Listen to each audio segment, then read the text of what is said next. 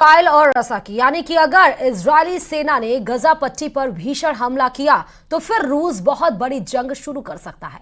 Middle east की India के मुताबिक पुतिन ने नेतन्याहू को दो टूक कह दिया कि अब रूस गजा और सीरिया पर और हमले बर्दाश्त नहीं करेगा। पुतिन ने यहां तक कह दिया कि सीरिया इजरायल के खिलाफ युद्ध में उतरने वाला है। क्या कुछ है, इस रिपोर्ट को देखिए।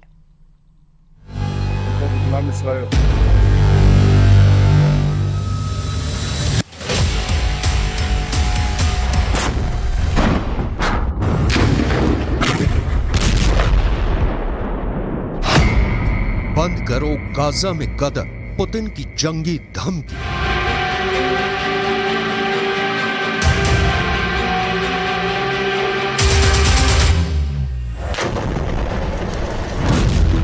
गाजा युद्ध में लगभग 15,000 मौतें होने के बाद इजराइल के प्रधानमंत्री नेतन्याहू भयानक खून खराबा करने पर उतारू हैं।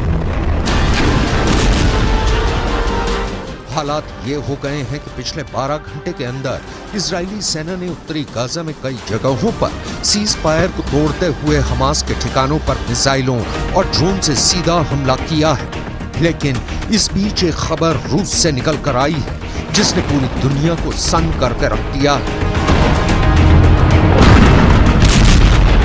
71 साल के रूसी राष्ट्रपति व्लादिमीर पुतिन ने साफ चेतावनी दी है कि अगर गाजा में खूनी गदर नहीं रुका तो फिर गाजा से लेकर सीरिया तक इजरायली सेना पर भयंकर हमले शुरू हो जाएंगे। नेतन्याहू को चेतावनी देते हुए पुतिन ने जो कहा है उसने अमेरिका समेत तमाम पश्चिमी देशों को गहरे संकट में डाल दिया है। जरा देखिए पुतिन ने ऐसा क्या कह दिया है कि अब गाजा युद्ध इजरायली सेना के लिए गले की हड्डी बनता जा रहा है।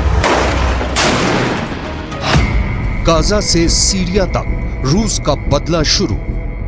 रूसी राष्ट्रपति व्लादिमीर पुतिन ने प्रधानमंत्री बेन्यामिन नेतन्याहू को सीधी चेतावनी देते हुए कहा है कि अगर गाजा युद्ध नहीं रोका तो फिर सीरिया भी इजराइल पर सीधे और बड़े हमले शुरू कर देगा। पुतिन ने हमास और इजराइल के बीच संघर्ष विराम पर बोलते हुए साफ कहा है कि इजराइल जिस तरह से सीज फायर की आड़ में गाजा से लेकर सीरिया तक हमले कर रहा है उसकी वजह से अब फिलिस्तीन इजरायली संघर्ष तीव्र वृद्धि की ओर बढ़ चुका है।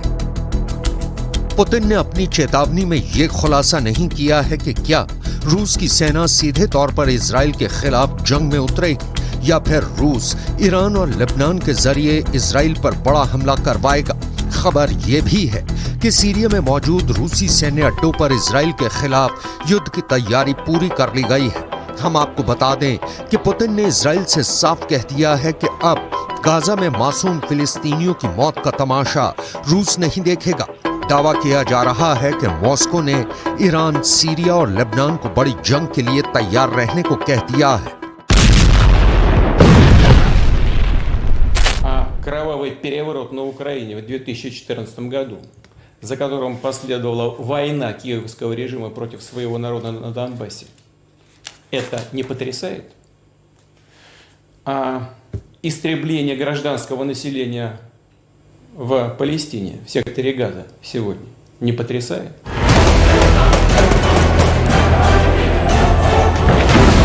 अब आप ये भी जान लीजिए कि जब से हमास और इजराइल के बीच सीज फायर हुआ है तब से उत्तरी गाजा, दक्षिणी गाजा और वेस्ट बैंक में ऐसा क्या हुआ है कि फिलिस्तीनियों और हमास के लड़ाकों को बचाने के लिए पुतिन को सीधे जंग के मैदान में उतरना पड़ा है।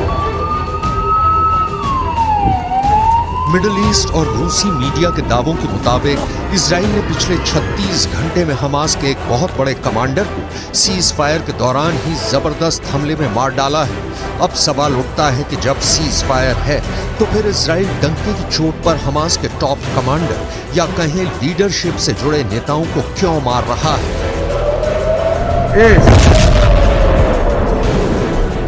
डिफेंस एक्सपर्ट्स के मुताबिक इजरायली सेना की खुफिया एजेंसी मोसाद और शिन बेत के पास हमास के सभी टॉप कमांडर्स की पूरी लिस्ट है।